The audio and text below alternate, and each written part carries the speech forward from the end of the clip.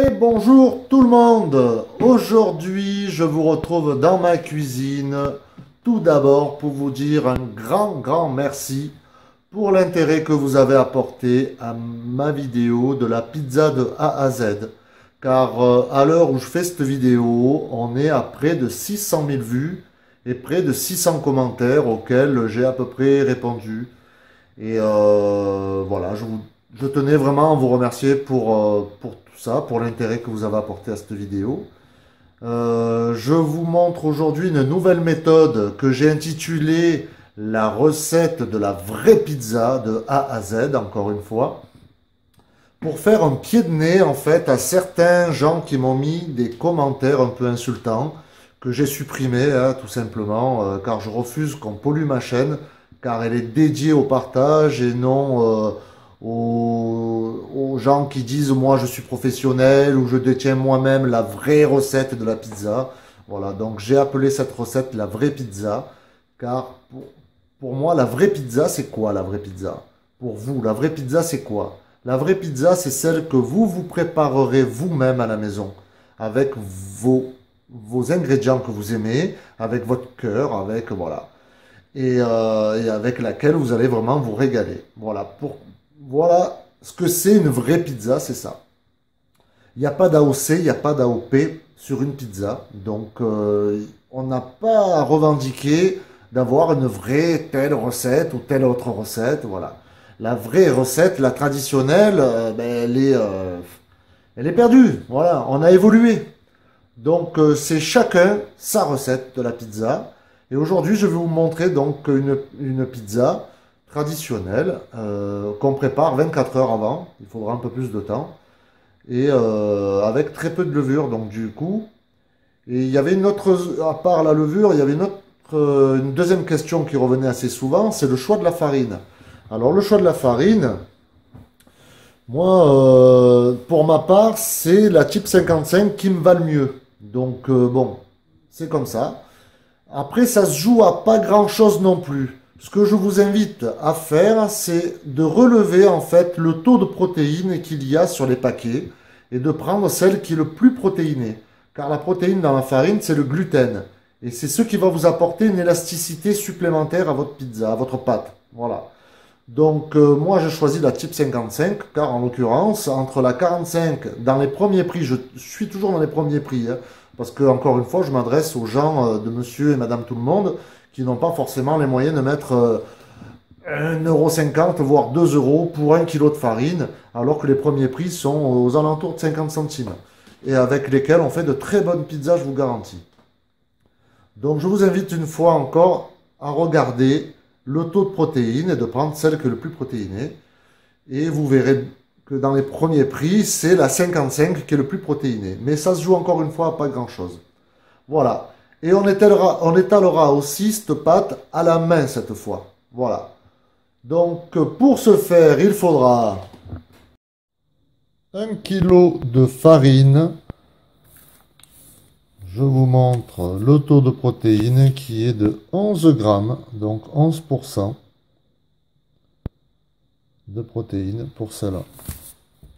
Donc 1 kg de farine, il faudra 600 ml d'eau. 5 grammes de levure, je vous l'ai mis dans une cuillère à café pour vous montrer à peu près à quoi ça correspond. Alors pour ça, c'est de la levure fraîche.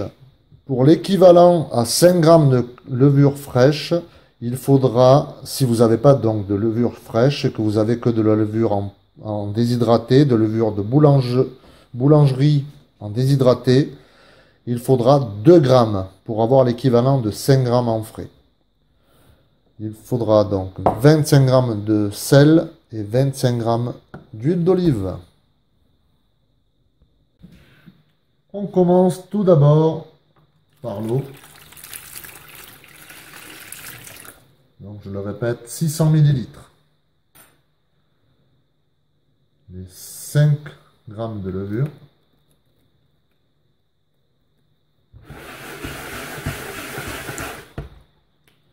Voilà, on remet un peu histoire que ça dilue un peu la levure.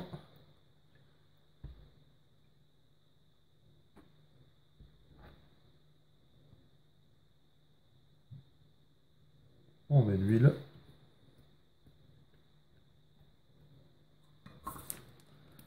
La farine.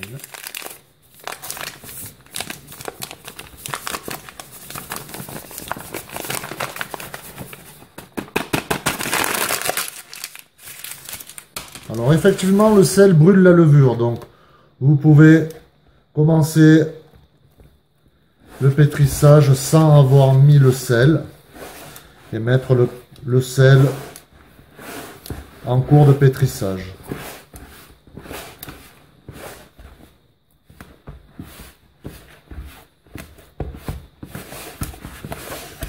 Voilà, à ce niveau-là, on peut le mettre. La levure est bien emprisonnée par toute la farine et tous les ingrédients. Et on continue le pétrissage durant à peu près 3-4 minutes. Je rappelle que l'eau est froide, hein, c'est pas de l'eau tiède. Que ma pâte, dans un premier temps, elle va reposer en température ambiante durant 1 heure.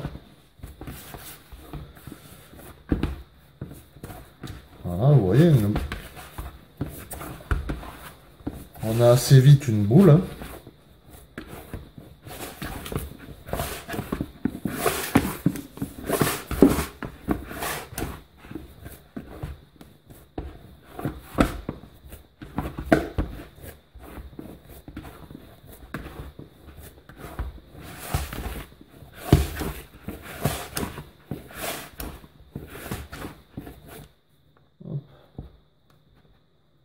Voilà.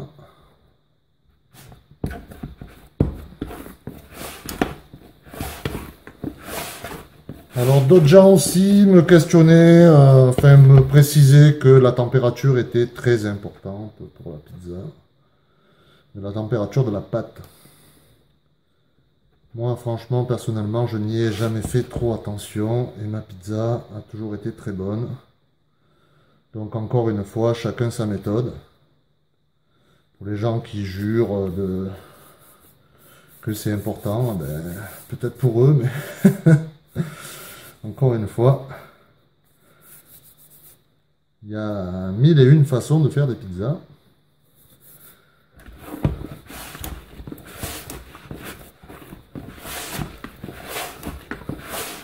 Pas besoin d'aller acheter un thermomètre pour calculer la température de votre pâte. Franchement.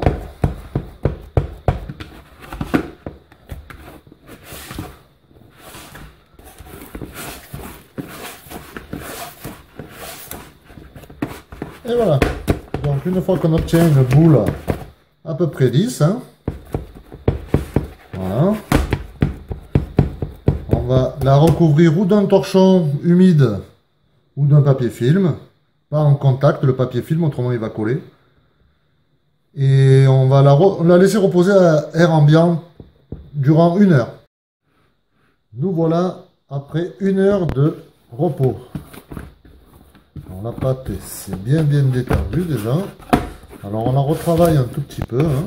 On va même la travailler à même le plan de travail.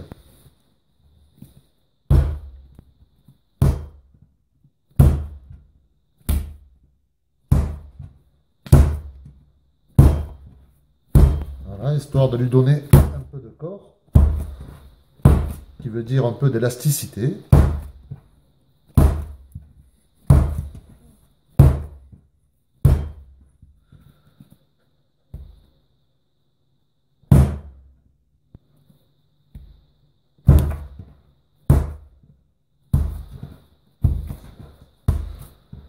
Voilà, hein, on voit qu'elle est très lisse, elle ne se déchire pas, elle est très élastique.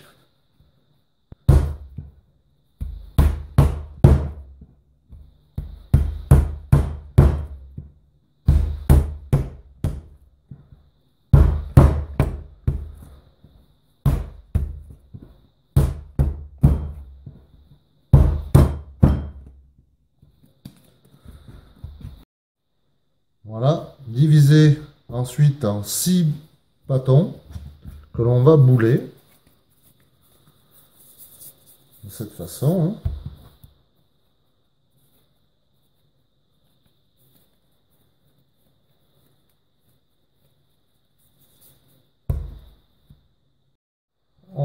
mets les boules dans deux bacs différents. Voilà, pour pas qu'elles se collent entre elles.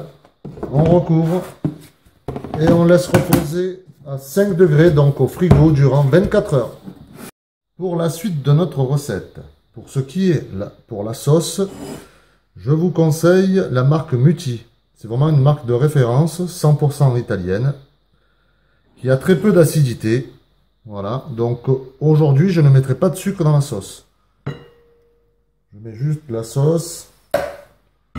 On va faire une sauce tomate façon vraiment italienne aujourd'hui. L'huile d'olive.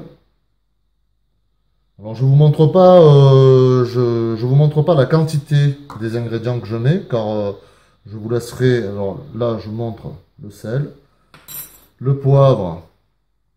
J'en mets aussi un peu parce que bon, ben, j'aime quand c'est relevé.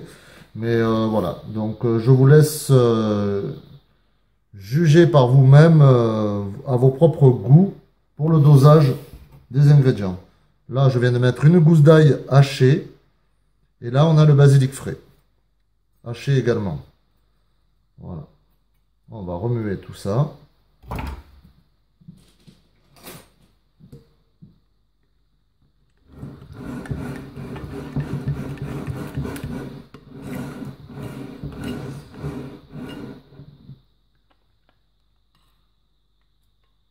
Et voilà, une sauce façon italienne. Tout simple. Nous revoilà 24 heures plus tard. La pâte a bien reposé. Alors je vous conseille de la sortir du frigo 1 heure avant de la travailler. Voilà, comme ça elle reprend un peu une température encore fraîche, mais pas à 5 degrés comme dans un frigo. Voilà. Alors un petit conseil, c'est de la prendre vraiment délicatement et de vous servir de semoule fine. Moi, c'est ce que je me sers pour pouvoir la travailler à la main. Voilà, la prendre délicatement, la disposer comme ceci sur la semoule. Et une fois qu'elle a reposé, vous voyez, une fois qu'elle a reposé 24 heures, la pâte, elle est vraiment travaillable. Elle s'étale toute seule. Voilà. Elle n'a plus trop d'élasticité. Voilà. Tout simplement. Là, on la replie en deux. On évacue le surplus de semoule.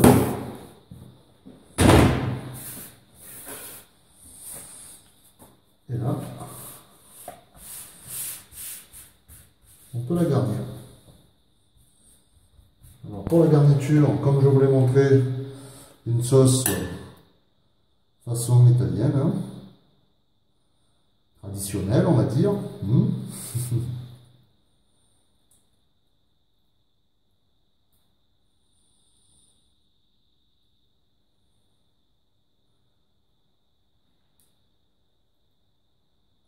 Voilà. Pas trop en mettre non plus, car la pâte est assez fine. Alors ici, on a de la mozzarella di bufala. Mozzarella de buffle. Alors ce que je vous conseille aussi avant de la travailler, la mozzarella, c'est de la faire égoutter si elle est trop humide. Parce que souvent, elle est toute molle et pleine d'eau, pleine de petits laits en fait. Pour éviter que ça fasse une flaque à la fin de la cuisson sur votre pizza, de l'égoutter un peu.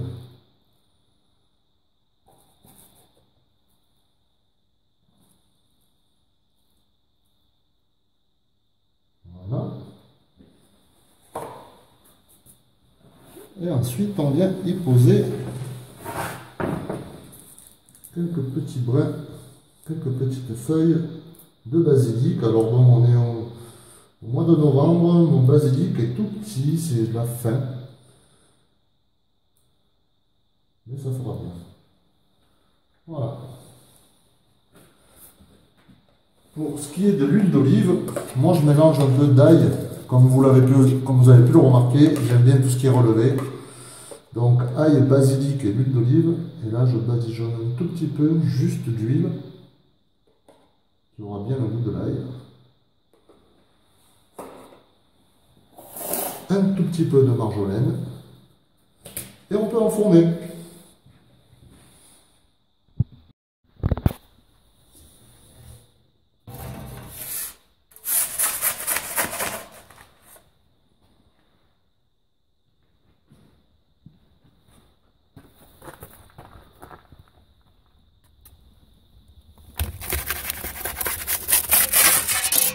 Et voilà, comme vous pouvez le voir, je cuis bien à la flamme, hein. Et là on va la voir cuire à la minute, en direct.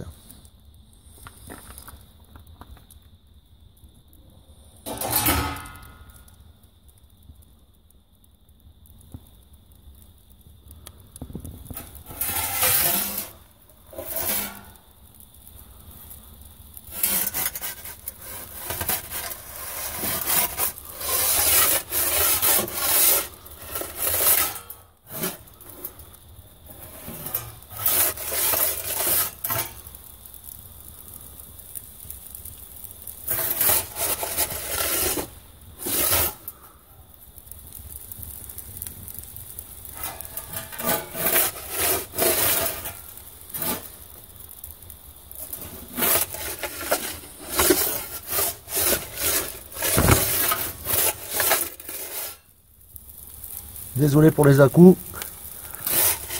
Voilà.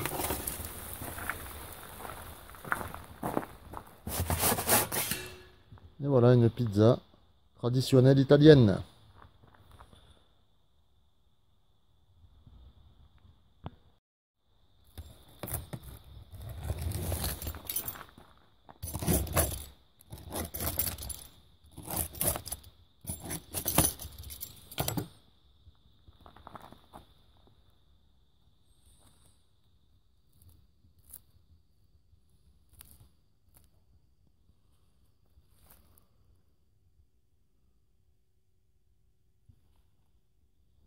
Plus qu'à se régaler.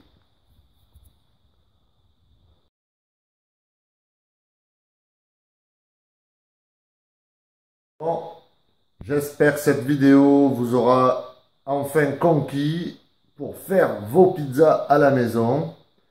Une petite astuce encore pour ceux qui n'ont pas de four à bois. Moi, je me suis bricolé une petite planche comme ça. Voilà, avec du contreplaqué, hein. Ça permet de pouvoir glisser votre pizza ou de glisser votre pâte sur la pelle, de garnir ensuite et de faire glisser votre pizza sur des petites pierres. Maintenant, vous trouverez en magasin des petites pierres à pizza qui sont pas très chères. J'ai trouvé ça moi chez Action à 5 ou 6 euros. La pierre, elle fait pas tout à fait 1 cm d'épaisseur. Elle est ronde, elle fait 33 cm. Et vous la posez sur votre grille de four, le four à fond, pendant au moins 20 minutes, bien, histoire de bien faire chauffer la pierre, voire 20 minutes, une demi-heure même, je dirais, pour que votre pierre soit bien chaude quand vous glissez votre pizza dessus. Voilà, et vous aurez ce petit croustillant sympa, imitation, un peu four à bois, voilà, cuisson sur la pierre. Et pour ce qui est de la semoule, je vous ai dit semoule fine. Alors, j'ai pas trouvé de l'extra fine. C'est vrai que l'extra fine est quand même un peu mieux parce que là, la fine est encore un peu granuleuse, un peu trop grosse à mon goût. Donc, voilà. Si vous trouvez de l'extra fine, ça sera encore mieux.